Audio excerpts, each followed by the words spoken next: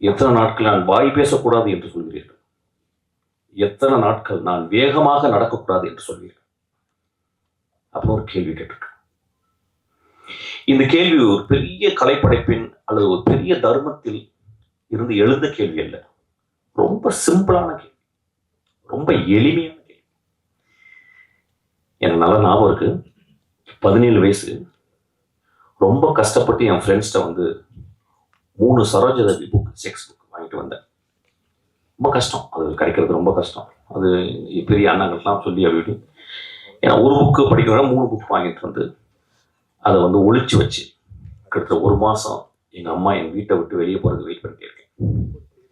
எங்கள் அம்மா மார்க்கெட் போயிட்டு வருவாங்க, ஆனால் அது எடுக்க போகும், ஆனால் பயம் இருக்கும். ஒரு வேகமாக அந்த படங்களை மட்டும் பார்க்குறது, பிளாக் அண்ட் ஒயிட் படங்கள். அதை பார்த்துட்டு வந்து அம்மா வந்துருவாங்களோன்ற பயத்தை நான் வந்து திரும்பி ஒழிச்சு வச்சிருக்கேன். ஒரு நாள் எங்கள் அம்மா, நான் வரக்கு ஒரு 2 ஹவர் ஆகும்டா, நான் மார்க்கெட்டு போயிட்டு ஒருத்தங்க பார்த்துட்டு வந்தான்னு சொன்னாங்க. எங்கள் அம்மா பொண்ணு கதவை சாத்திட்டு அந்த 3 புத்தகங்களையும் படித்துருக்கேன். செக்ஸ் புக் படிக்கிறேன். 17 வயசு பையனுடைய கேள்வி, 17 வயசு பையனுடைய காமம், 17 வயசு பையனுடைய வாழ்க்கையை புரிந்து கொள்ள வேண்டும் என்ற